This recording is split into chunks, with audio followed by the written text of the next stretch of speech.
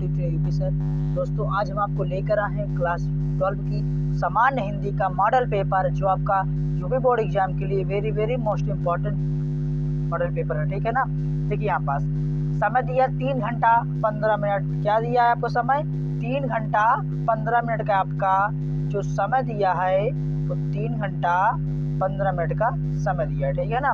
और इसमें दिया प्रारंभ के 15 मिनट परीक्षार्थियों को प्रश्न पत्र पढ़ने के लिए निर्धारित है।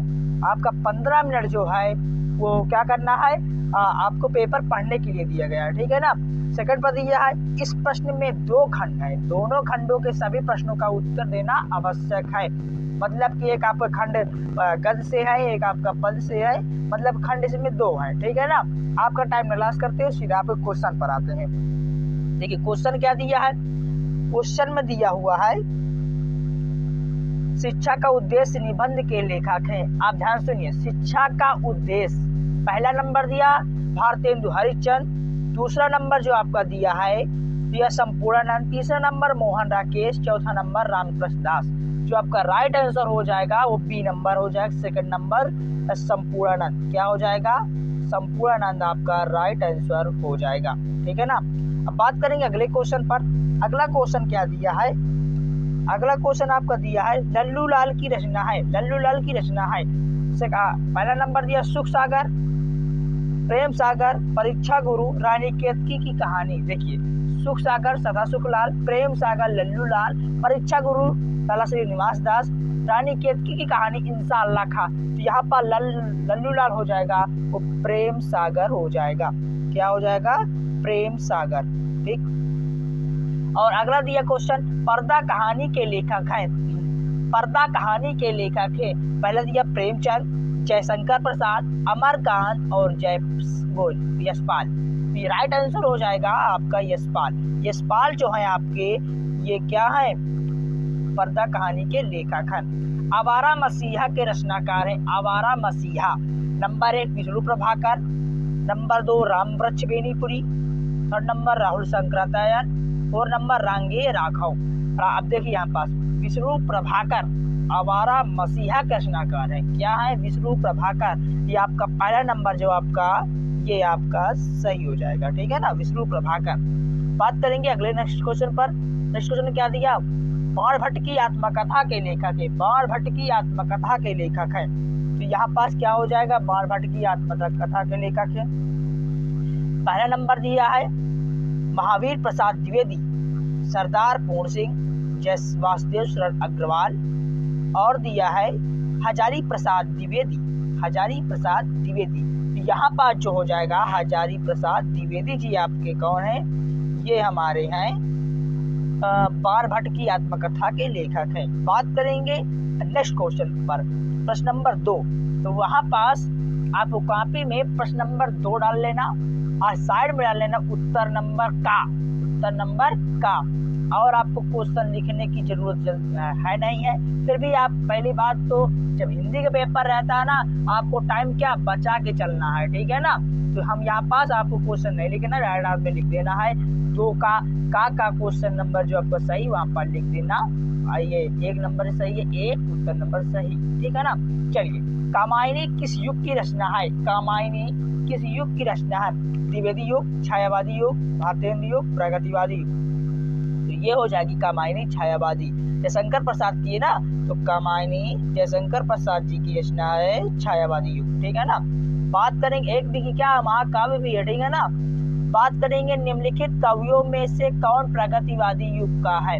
और यहाँ पास एक बार और समझ लीजिए, कामायनी, प्रिय प्रवास और एक और है। ठीक है ना। इसमें से आपके जो क्वेश्चन आते हैं सर्ग पूछा करता है। ठीक है ना। सर्ग आप याद कर लेना इसका। ठीक है ना।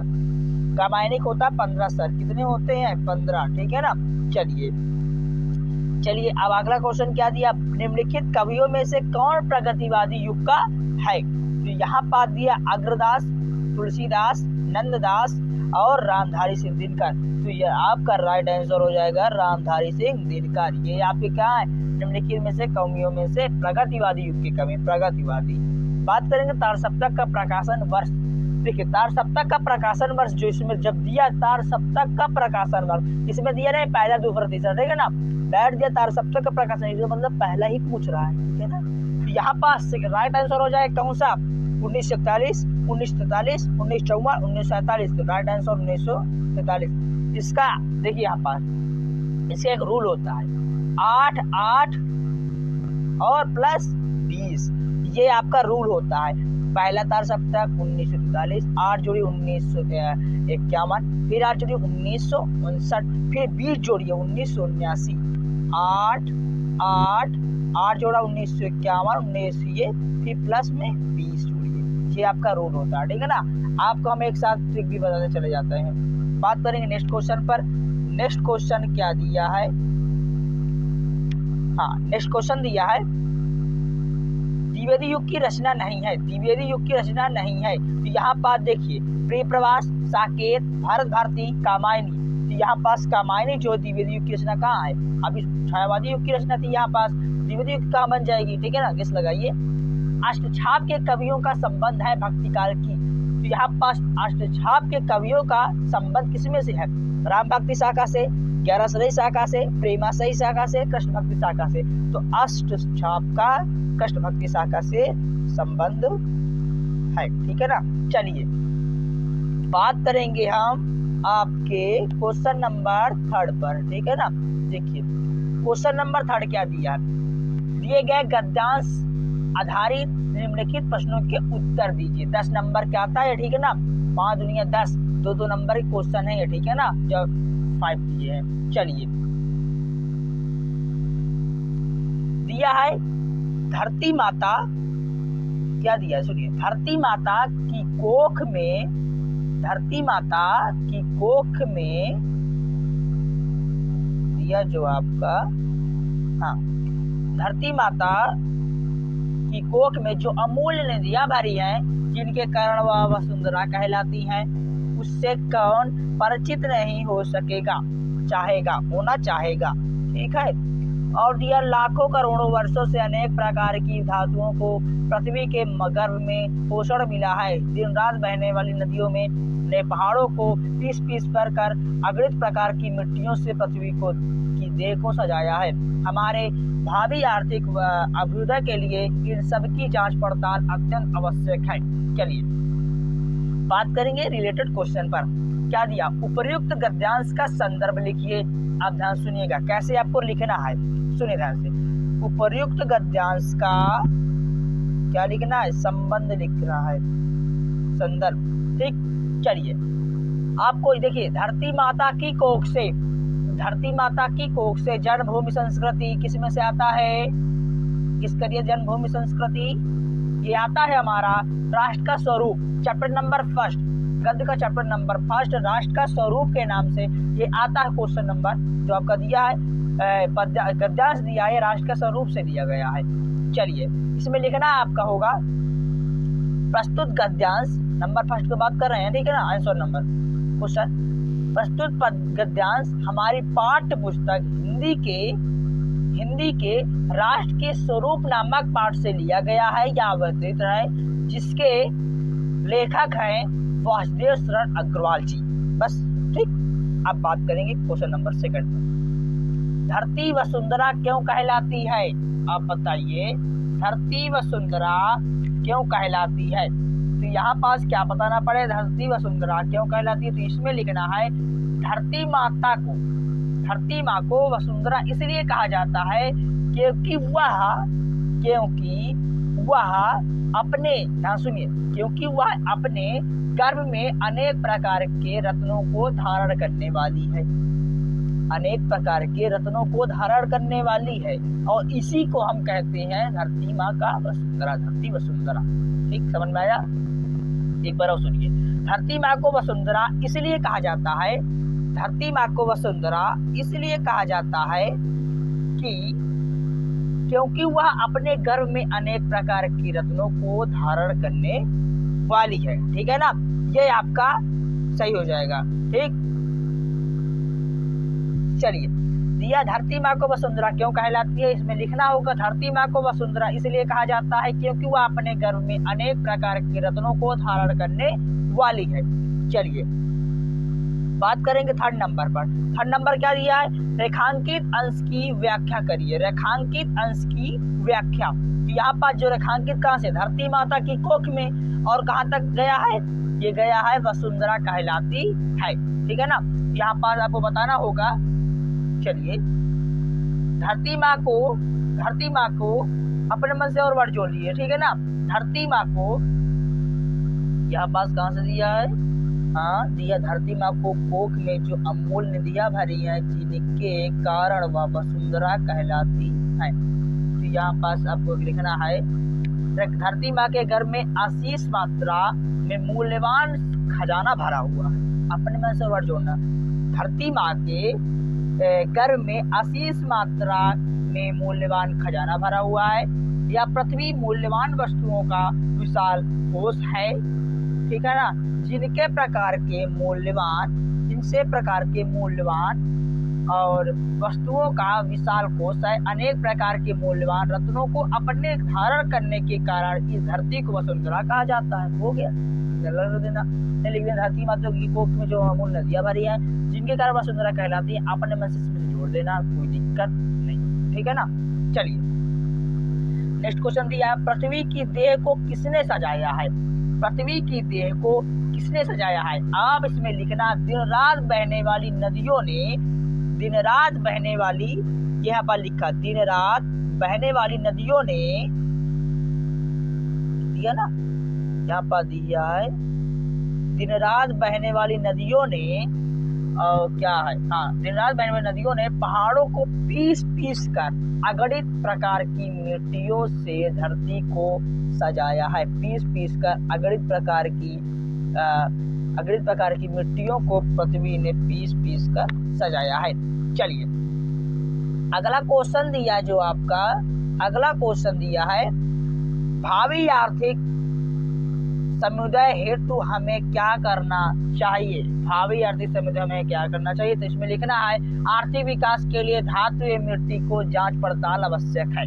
हो गया, चलिए अगला क्वेश्चन दिया है, अशोक का फूल उसी मस्ती में हंस रहा है। आप जान चुके होंगे अशोक का फूल साफ साफ दे दिया इसमें, तो हजारी प्रसाद द्विवेदी जी का ये चैप्टर हो गया अशोक का फूल। चलिए उपरोक्त गद्यांश का संदर्भ लिखिए, उसी में लिख देना है आपको। प्रस्तुत पद्यांश हमारी यहाँ पर, हाँ सॉरी इधर ये गद्यांश है, ठीक है ना, पद्यांश नहीं। तो अशोक का फूल आपका हजारी प्रसाद द्विवेदी से दिया गया है, वहाँ पर लिखना प्रस्तुत गद्यांश हमारी पाठ्य पुस्तक वो अशोक के फूल के नामक पाठ से लिया गया, जिसके लेखक हजारी प्रसाद द्विवेदी, लिख देना, ठीक है ना, इस प्रकार। चलिए बात करें क्वेश्चन नंबर 4 पर। ठीक, चलिए क्वेश्चन नंबर 4 जो आपका दिया है, दुर्बलता का ही चिन्ह विशेष शपथ है, पर अबला जन के लिए कौन सा पथ है। तो यहाँ पर देखिए दुर्बलता का, यहाँ पर जो दिया दुर्बलता का, तो ये आपको दे दिया कैकेयी का अनुताप, कैकेयी का अनुताप। और यहाँ पर इसके लेखक क्या है, मैथिली शरण गुप्त जी हैं। आप इसको लिख देना, कोई दिक्कत परेशानी नहीं होना चाहिए, ठीक है ना। चलिए अब हम बात करेंगे क्वेश्चन नंबर अगले पर। अगला क्वेश्चन में क्या दिया है आपका, देखिए जो आपका अगला क्वेश्चन दिया है, देखिए लज्जाशीला पथिक महिला जो कहीं दृष्टि आए, होने देना विकृत वसना, तो ना दू सुंदरी को, जो थोड़ी सी श्रमिक वाह हो, गोद ले शांति खोना, होठों की और कमल सुख में म्रांताएं मिटाना, कोई क्लांता कृषक ललना खेत में जो दिखावे, जाता कोई जलत रेती को व्योम में तो उसे ला, धीरे धीरे परस उसकी क्लांतियों को मिटाना, छाया द्वारा सुखित करना तब तो भूतांगना को, ठीक है ना। ये आपको पवन दूतिका से लिया गया चैप्टर नंबर 5 पद्यांश का, अयोध्या सिंह उपाध्याय इसके क्या है, कवि है, ठीक है ना। चलिए रेखांकित इसकी व्याख्या कीजिए। आप इसको पद्यांश के लिख लेंगे ना, प्रस्तुत पद्यांश हमारी पाठ्य पुस्तक पवन दूतिका, पाठ्य पुस्तक हिंदी के पवन दूतिका नामक पाठ से लिया गया है, और शीर्षक क्या है, पवन दूतिका है, ठीक है। चलिए रेखांकित अंश की व्याख्या पर आते हैं, क्या दिया है, चलिए अपना मसर बना के लिख दीजिए ना, ठीक है। इसमें दिया जो थोड़ी सी होने देना, अपने में जोड़िए, राधा पवन को समझाती है, राधा जो आपकी है वो पवन को समझाती है, पवन मीन्स हवा, ठीक है ना, हवा को समझाती हैं। क्या समझाती हैं? देखिए कि तुझे मार्ग में ब्रजभूमि की अत्यंत लज्जाशील महिलाएं दिखाई देंगी। तुम्हें कि यहाँ मतलब कि ये कह रहे हैं कि तुझे मार्ग में ब्रजभूमि की अत्यंत लज्जाशील महिला दिखाई दे तो अतः तुझे उनका मान सम्मान करते हुए आगे बढ़ना है। मान सम्मान करते हुए उनका आगे बढ़ना है। और दिया जैसे तो आगे बढ़ना, तू कहीं अपनी चंचलता का प्रदर्शन करते हुए उनके वस्त्रों को उड़ाकर उनके कोमलांगों को अनावृत मत कर देना। यहाँ पर दिया है ना वसना को, तो होने देना वसना। यहाँ पर दिया ना होने देना वसना, विकृत वसना तो ना तू सुंदरी का। तो यहाँ पर लिख देना है अतः तुझे उनका मान सम्मान करते हुए आगे बढ़ना, तू कहीं अपनी चंचलता का प्रदर्शन करते हुए उनके वस्त्रों को उड़ाकर उनके कोमलांगों को अनावृत मत कर देना। ऐसी चंचलता किसी भी दृष्टि से ना तो उचित है और ना सम्य है। यदि थकी हो तो, यदि क्या दिया, यदि थकी हो तो थोड़ी सी समय वह गोद ले शांति खोना। यदि थकी हो तो क्या कह देना है, उन्हें गोद में उठाकर शांति प्रदान करना, उनके होठ और कमल जैसे मुख पर आई मलिनता को मिटा देना। चलिए रेखांकित अंश की व्याख्या हो गई, आप लिख देना। राधा लज्जाशील पथिक महिला को के विषय में क्या कहना चाहती हैं, विषय में क्या कहना चाहती है, आप पर लिख देना। राधा पवन को समझाती हैं कि तुझे मार्ग में ब्रजभूमि की लज्जाशीला महिला दिखाई देंगी, अतः तुझे उनका मान सम्मान करते हुए ही आगे बढ़ना है और तू कहीं अपनी सचलता का प्रदर्शन करते हुए उनके वस्त्रों को उड़ाकर उनके कोमलाओं को अनावृत मत कर देना। चलिए होठों की और कमल मुख में अलंकार बताइए, बता देंगे। जलाधर और कृषक ललना क्या अर्थ है? जलाधर और कृषक ललना जानते हैं, किसान की पत्नी होती है, ठीक है ना। चलिए बात करेंगे नेक्स्ट क्वेश्चन पर। जो आपका नेक्स्ट क्वेश्चन दिया है प्रश्न नंबर 5। प्रश्न नंबर 5 में दिया निम्नलिखित में से किसी एक लेखक का साहित्यिक परिचय देते हुए उनकी प्रमुख रचना का उल्लेख कीजिए। सब सीमा आपकी 80 वर्ष होना चाहिए। 5 नंबर का आपका आता है। कितने नंबर का आता है दोस्तों? ये 5 नंबर का आता है। ठीक, कितने नंबर का आता है? 5 नंबर का आता है। ठीक, चलिए या लिख देना आप, या लिख देना आचार्य हजारी प्रसाद द्विवेदी या एपीजे अब्दुल कलाम, वासुदेव अग्रवाल, ठीक है ना। चलिए पद में आते हैं। काव्य साहित्यिक परिचय मैथिली चरण गुप्त का लिख देना, या फिर सुमित्रा नंदन पंत का लिख देना। मैथिली चरण गुप्त का लिख देना, सुमित्रा नंदन पंत का लिख देना, रामधारी सिंह दिनकर का लिख देना। ठीक, चलिए क्वेश्चन नंबर 6 5 नंबर का है। बहादुर अथवा पंचलाट कहानी के उद्देश्य पर प्रकाश डालिए। यहाँ पर कहानी लिख दीजिएगा ना, उसके मतलब हाँ उद्देश्य पर प्रकाश डालना है, ठीक है ना। और वहाँ पास तुमको सारांश नहीं लिखना, उद्देश्य लिखना। चलिए ध्रुव यात्रा कहानी के कथावस्तु अपने शब्दों में लिख लीजिए, शब्दों में ध्रुव यात्रा लिख देना। ठीक, चलिए आप यहाँ पास समझोगे। यहाँ पास स्वपठित खंडकाव्य के आधार पर किसी एक खंडकाव्य के प्रश्न का उत्तर दीजिए। देखिए आपके यूपी बोर्ड में जो है रसमृति खंडकाव्य दिया है, ठीक है ना। मुक्ति अगर नहीं दी आपकी तो चलिए आप लिख देना यहाँ पर, जैसे भी यूपी बोर्ड वाले बताना चाहते हैं। दिया है जो आपका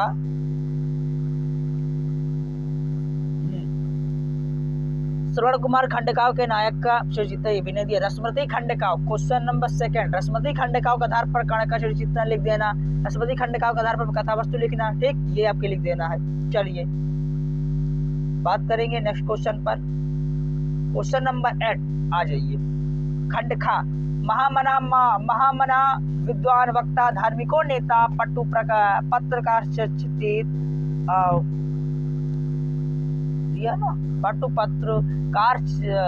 सचाचित परमस्य सर्वगुणा जन्मे से आसीत् यत्र कुत्रपि अयं जननं दुःखिताम प्रेरयानामश्च तत्रैव स शीघ्र में उपस्थिता सर्वविधं सहामं अक्रोध पाणिश्च अस्य स्वभाव एकासीत्।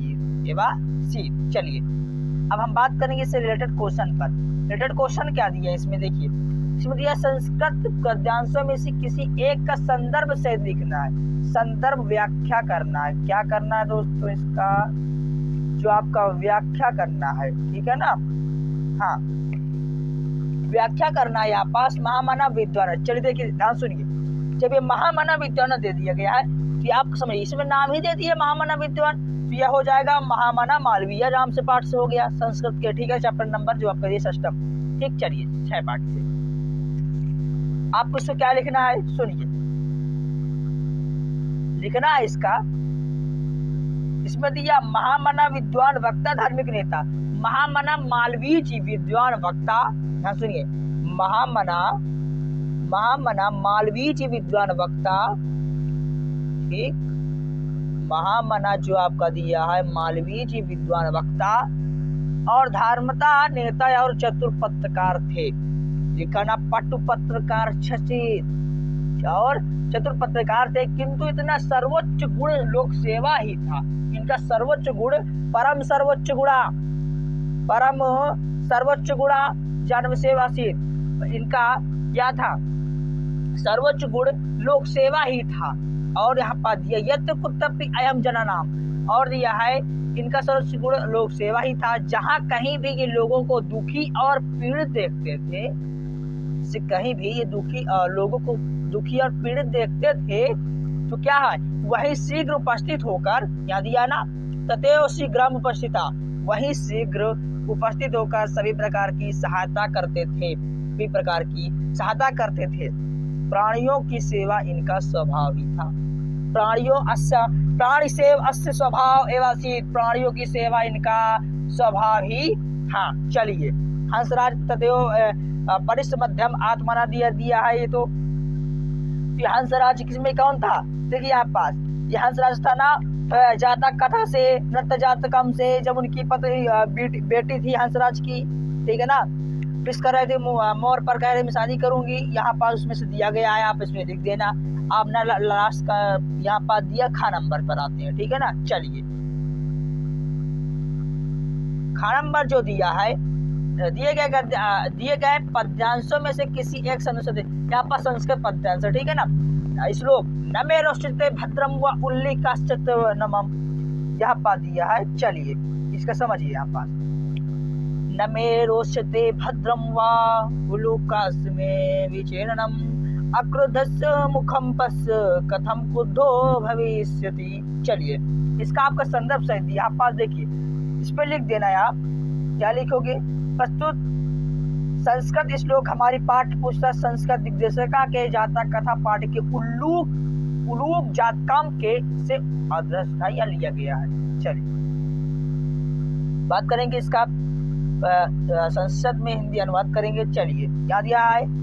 नमे रोषते भद्रम व उल्लूकस्याम नीचे विचरणम, क्या करेंगे? तुम्हारा उल्लू का राज्य विशेष मुझे अच्छा नहीं लगता, तुम्हारे उल्लू का राज्य विशेष मुझे अच्छा नहीं लगता। राजा कह रहे हैं, राजा तुम्हारे उल्लू का राज्य विशेष मुझे अच्छा नहीं लगता।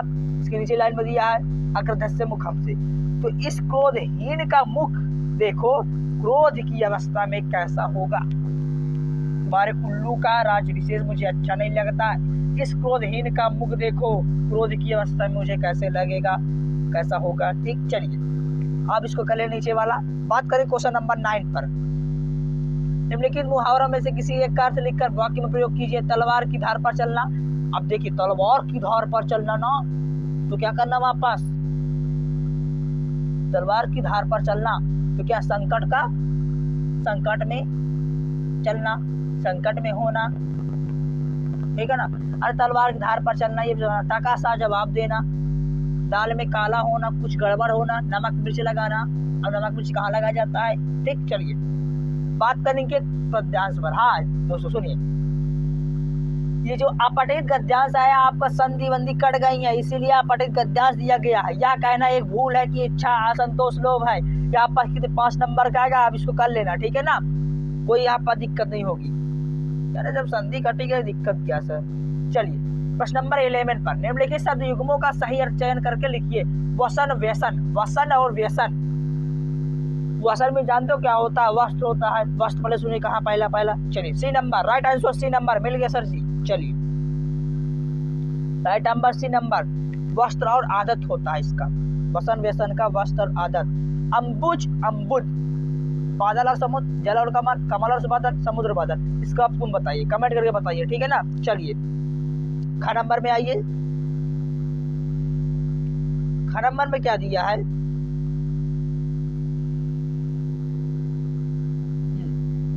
ख नंबर में दिया गया है निम्नलिखित शब्दों में किसी एक शब्द के दो अर्थ लिखिए। अंबर, पट, विधि, नाक। विधि के लिखिए तरीका लिखिए, और लिखिए विधि मतलब जानते हो क्या होता है, तरीका हो गया, कैसे प्रयोग करोगे, प्रयोग हो गया। ठीक, चलिए क नंबर में आइए। निम्नलिखित वाक्यांशों में एक शब्द का चयन करके एक नंबर का दिया, जो आंखों के सामने हो। जो आंखों के सामने हो बेटा उसको कहते हैं हम प्रत्यक्ष कहते हैं। बी नंबर आपका राइट हो जाएगा। जो आंखों के सामने हो उसको हम क्या कहते हैं, प्रत्यक्ष कहते हैं। ठीक, चलिए बी नंबर राइट आंसर हो जाएगा। जो आंखों के सामने उसको प्रत्यक्ष कहते हैं। जानने की इच्छा रखने वाला क्या है, जिज्ञासु हो गया। निम्नलिखित में से के दो वाक्य शुद्ध करके लिखे। 2 नंबर के आपका है, तुम तो कुर्सी पर बैठे हो, इस सरोवर में अनेकों कमल खिले हैं। तो यहाँ पर लिखना इस सरोवर में अनेक कमल खिले हैं, ये आपका राइट आंसर बना लेना। ठीक है ना, अपने में से लिखना है। हाँ, प्रश्न नंबर 12 पर दिया है, क्या दिया, वीर रस अथवा हास रस की स्थायी भाव के साथ उदाहरण अथवा परिभाषा लिखिए। वीर रस, वीर रस में देखिए ध्यान से, शत्रु को देखकर जब हृदय में उत्साह नामक स्थायी भाव जागृत होता है तो वहां वीर रस होता है। जैसे बुंदेलो हर वालों के हमने मुसुनी कहानी थी, खूब लड़ी मर्दानी बात तो झांसी वाली रानी थी। तो ये आपका वीर रस का उदाहरण हो जाएगा। जैसे आपको लिख देना इस जैसे, और एक बार है, चर्चता तलवार उठा करता था भूतल पानी को, राणा प्रताप सिर काट काट करता था सबल जवानी को। ये वीर रस का हो गया। हास रस पर आएंगे, सुनिए ध्यान सुनिए। किसी का विकृत रूप, आकाश, वाणी और वेशभूषा को देखकर हृदय में हास नामक स्थायी भाव जागृत होता है। ध्यान सुनिएगा, हास नामक कहें, हास। ठीक, हास नामक स्थायी भाव जागृत होता है तो वहां पास हास रस होता है। जैसे माता ही पिता ही उरिन भाई नी के, गुरु रहा सोच बड़ जी के। ठीक है ना, चलिए बात करेंगे श्लेष अथवा उत्प्रेक्षा अलंकार का लक्षण। तो उदाहरण लिखिए, उत्प्रेक्षा लिख देना। इसका उदाहरण जैसे होता है, हाँ इसके पर ट्रिक सुनिए। जनु जानो मनु मानो जनहु मनहु, जहाँ पहले आए उत्प्रेक्षा अलंकार है, ऑब्जेक्टिव से आ जाए कहीं। चलिए, उस काल मारे क्रोध के तन का अपने उस क्या लगा, मानो हवा के वेग से सोता हुआ सागर जगह, उत्प्रेक्षा अलंकार का उदाहरण हो गया। ठीक है, समझ में आया। ठीक, चलिए अब लिख दे दोहा अथवा सोठा छंद का मात्रा से लक्षण लिख ले। दोहा का लिख देना है, क्या लिख देना, रईमन मोहिन रईमन पानी राखिए बिन पानी सब सो। ठीक, ये आपका लिख देना है। तो सोठा में, सोठा दोहा का उल्टा होता है। क्या होता है, सोठा जो आपका सोठा होता है वो दोहा का क्या होता है, उल्टा होता है। सोठा दोहा का उल्टा होता है। ठीक है, समझ में आया, इतना तो समझ में आ गया। और चलिए नेक्स्ट क्वेश्चन में दिया है, नेक्स्ट क्वेश्चन दिया जो आपका, क्या दिया है नेक्स्ट क्वेश्चन। चलिए, बैंक में खाता खोलने के लिए बैंक प्रबंधक को आवेदन पत्र, प्रार्थना पत्र लिखिए। जो आपका बैंक है ना नियत, उसमें क्या लिखना है, खाता खोलने के लिए प्रबंधक को आवेदन पत्र लिखना। आप लिख देना, उसमें कोई दिक्कत नहीं, छाया प्रति लगा देना, आधार कार्ड लगा देना, पैन कार्ड ये सब लगा देना। ठीक है ना, अच्छे से लिख देना। वहाँ पास शहर में फैली संक्रमण बीमारी के लिए लिख देना जिलाधिकारी को। बात करेंगे नेक्स्ट क्वेश्चन पर। नेक्स्ट क्वेश्चन क्या दिया है, हाँ नेक्स्ट क्वेश्चन दिया जो आपका, निम्नलिखित विषयों में से किसी एक पर अपनी भाषा शैली में निबंध लिख देना। दोस्तों वहाँ पास देश में बेरोजगारी की समस्या लिख देना, हेडिंग डालना पहले, निबंध नीचे देना शीर्षक में देश में बेरोजगारी की समस्या, और यहाँ पास भी प्रस्तावना बना, हेडिंग वो पहले बनाना प्रस्तावना, और वहाँ पर लिख देना देश में बेरोजगारी की समस्या, वहाँ पर लिख देना बेरोजगारी के कारण। ठीक है ना, बना देना आतंक की समस्या समाधान, वृक्षारोपण का मतलब विद्यार्थी को राजनीति, देश की समृद्धि और विकास में समाचार पत्रों की भूमिका लिखना। ठीक है ना, चलिए जी हाँ दोस्तों, आपका हम क्लास 12 का मॉडल पेपर जो हिंदी का पूरा सोल्यूशन कर दिए हैं। आप इसको पेपर देने से पहले एक बार देख लीजिएगा। 24 फरवरी को आपका इसका पेपर है, एक बार देख लीजिएगा, यही पेपर आपको वहाँ पास मिलेगा। ठीक है ना, चलिए आपका हम मिलते हैं नई वीडियो के साथ। जब तक के लिए धन्यवाद। ठीक, चलिए।